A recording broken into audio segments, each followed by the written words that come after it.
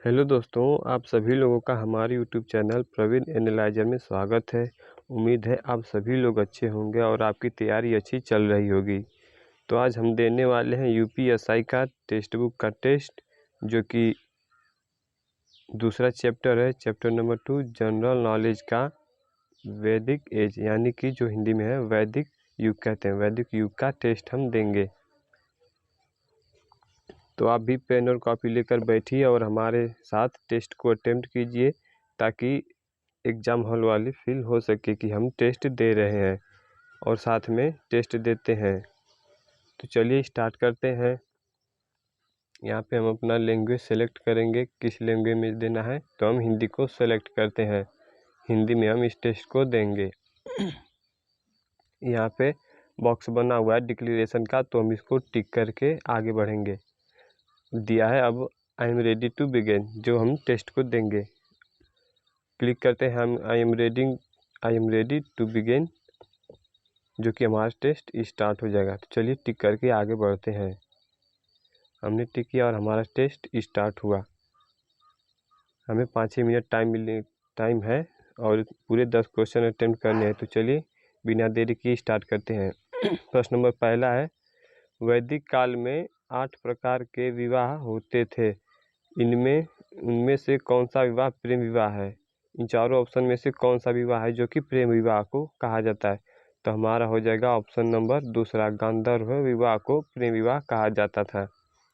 देखते हैं प्रश्न नंबर दूसरा, किस वेद में सबसे प्राचीन युग वैदिक युग की संस्कृति के बारे में जानकारी दी गई? किस वेद में सबसे प्राचीन वैदिक युग की संस्कृति के बारे में जानकारी दी गई? तो हमारा देखते हैं ऑप्शन में क्या दिया है, ऋग्वेद, यजुर्वेद, अथर्ववेद, सामवेद। तो कौन सा होगा हमारा? ऋग्वेद। ऋग्वेद में हमारा सबसे प्राचीन युग संस्कृति के बारे में जानकारी देती है। प्रश्न नंबर अगला देखते हैं, प्रश्न नंबर 3, ऋग्वेद में ऋषि विश्वामित्र और देवी के रूप में पूजी जाने वाली 2 नदियों के बीच संवाद के रूप में एक ऋचा है। ये कौन सी नदियाँ है?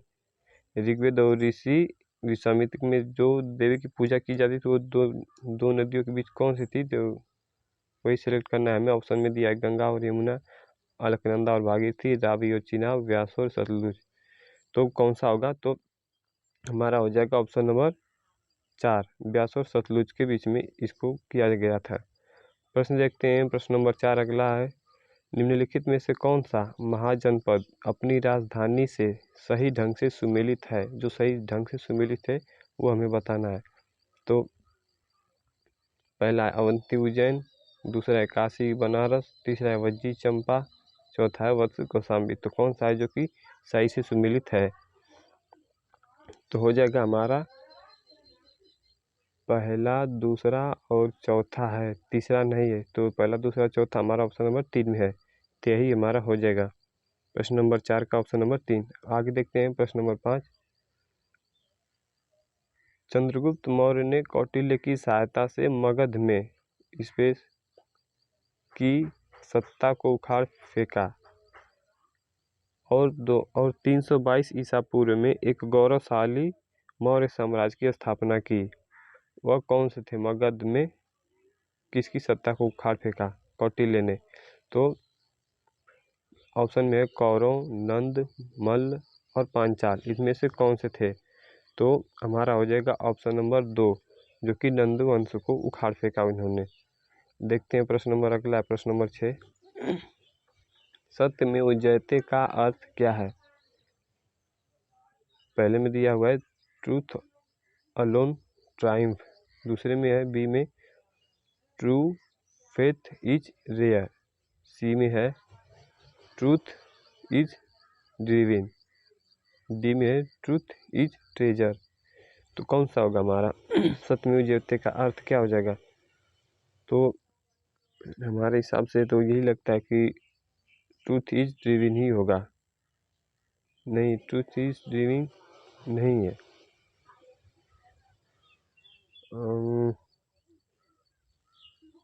ट्रूथ अलोन ट्राइब ही हमारे हिसाब से हो सकता है। ट्रूथ अलोन ट्राइब को हम मार्क करते हैं, देखेंगे आगे क्या होगा।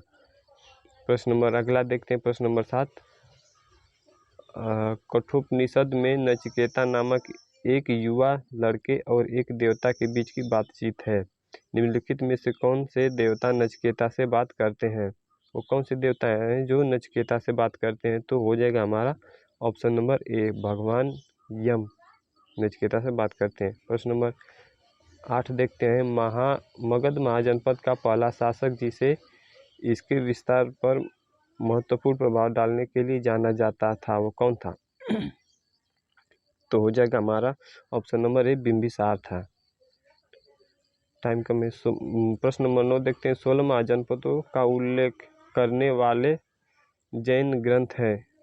16 महाजनपदों का उल्लेख कौन सा करने वाला कौन सा ग्रंथ है? तो हमारा हो जाएगा ऑप्शन नंबर ए। देखते हैं प्रश्न नंबर 10, लास्ट है हमारा, जो कि टाइम भी खत्म हो गया है लगभग।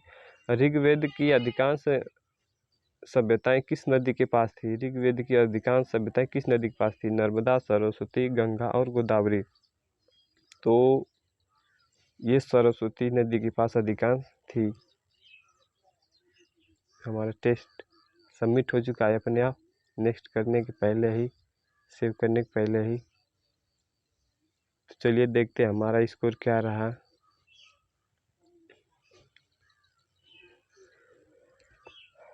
हमारा रैंक जो है 143 रहा 8,928 में से। 8,928 में से हमारा रैंक 143 रहा।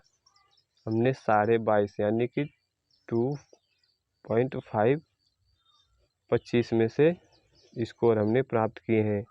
हमने 10 क्वेश्चन में से 9 अटेम्प्ट किए।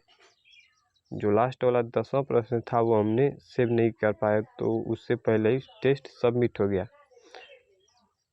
तो इसलिए इसको हम आगे देखेंगे। अभी सॉल्यूशन में क्या है, एक्यूरेंसी 100% थी, परसेंटाइल हमारी 98.41 बनी है, 98.41% बनी है। तो चलिए देखते हैं हमने क्या गलती की। सॉल्यूशन पर जाते हैं।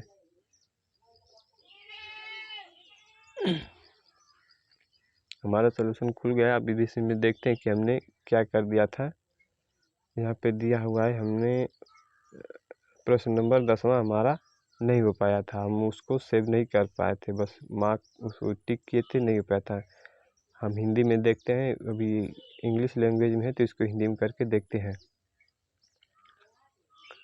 ये भी से डायरेक्ट हम प्रश्न नंबर 10 पे जाते हैं।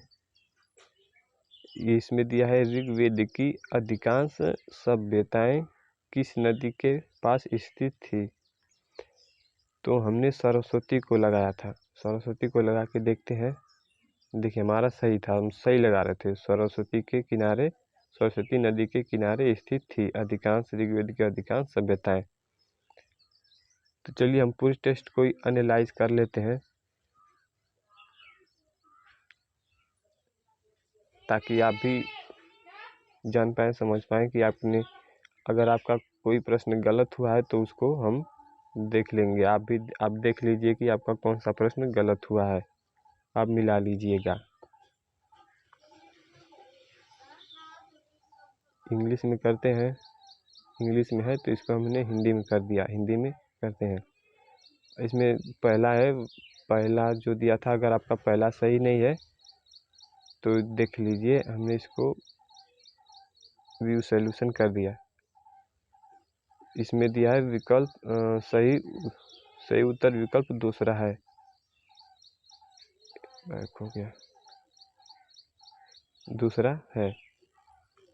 अगला है, अगर आप, अगला प्रश्न था हमारा प्रश्न नंबर दूसरा, इसको रीअटेम्प्ट पूरा शो कर देते हैं। प्रश्न नंबर दूसरा में हमने ऋग्वेद लगाया था। आप मिला लीजिए कि आपने क्या लगाया था। सही उत्तर ऋग्वेद है। और प्रश्न नंबर तीसरा में हमने ऑप्शन नंबर 4 को लगाया था, जो कि हमारा सही है। आप मिला लीजिए कि आपका क्या है। और यहाँ पे की पॉइंट्स दिए हुए हैं, इसको आप वीडियो को पॉज करके स्टॉप करके पढ़ लीजिएगा। देखते हैं अगला प्रश्न है प्रश्न नंबर 4। इसमें है, जो दिया था, महाजनपदों की राजधानी सही ढंग से सुमेलित करनी थी। हमने लगाया था ऑप्शन नंबर 3 को, जो कि ये भी हमारा सही है।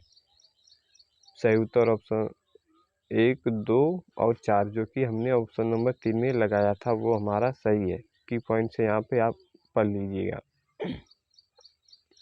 प्रश्न नंबर 5वें में है, अगर आपका नहीं सही है तो आप मिला लीजिए कि आपने क्या लगाया था और क्या गलत हो गया, क्यों गलत हो गया। तो आप सही ऑप्शन को देख लीजिए और पढ़ लीजिए। प्रश्न नंबर 5वें में है, हमने नंद को लगाया था और जबकि सही उत्तर में नंद है। यहाँ पे प्रमुख बिंदु दिए हुए हैं, इसको आप पढ़ लीजिए। प्रश्न नंबर 6वां है, सत्यमेव जयते का अर्थ क्या था। हमने ए को लगाया था जो कि ट्रूथ अलोन ट्राइफ है। तो किस ऑप्शन में दिया है, वो ऑप्शन नंबर 3 में ए दिया है जो कि हमने सही लगाया था। विकल्प 3 सही है। दिया है सत्यमेव जयते का अर्थ ट्रूथ अलोन ट्राइफ है। यह मुंडकोप उपनिषद के एक मंत्र का भाग है जो प्राचीन हिंदू ग्रंथ है। पढ़ लीजिएगा आप इसको भी। नेक्स्ट करते हैं प्रश्न नंबर 7वां।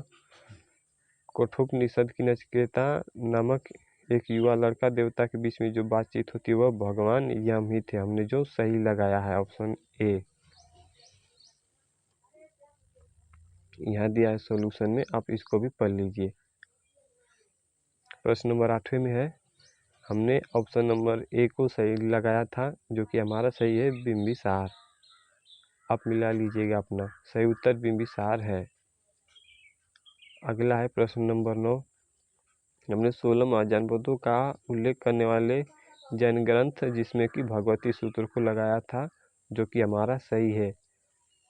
यहाँ पे देख लेते हैं, भगवती सूत्र जैन धर्म का एक सूत्र है जिसमें 16 महाजनपदों की सूची दी गई है जो कि हमने सही लगाया था। हमारा प्रश्न नंबर 9 भी सही है। हमने यहाँ पे क्वेश्चन नंबर 10 जो कि यहाँ पर दिया है स्किप्ड, हमने स्किप्ड कर दिया था। यानी कि हमने यहाँ पे ऑप्शन पे मार्क तो किया था, टिक तो किया था, लेकिन सेव नहीं हो पाया, जो कि सेव होने से पहले सबमिट हो गया तो ये शो नहीं करेगा। हमारा ये अनअटेम्प्ट ही रह गया, यानी कि स्किप्ड हो गया था।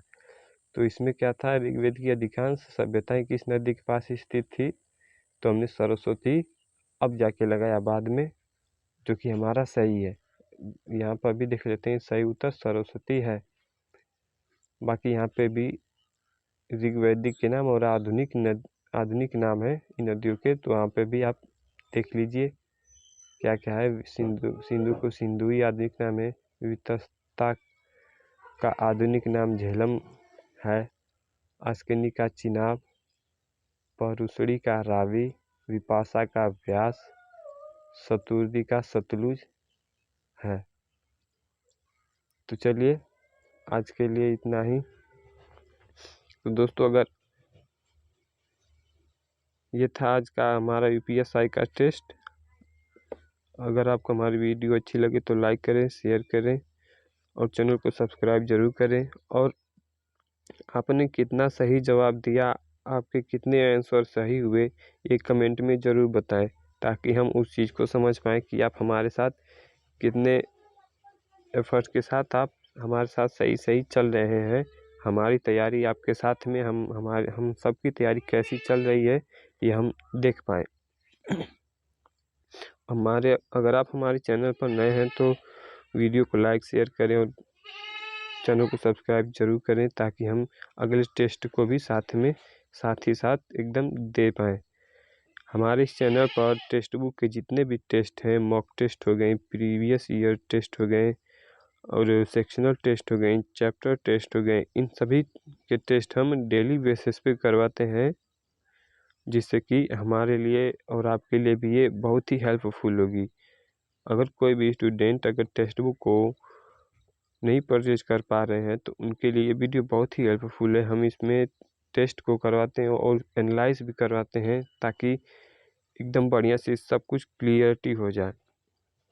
तो चलिए आज के लिए इतना ही, मिलते हैं अगली वीडियो में, अगले क्लास में। धन्यवाद। जय हिंद, जय भारत।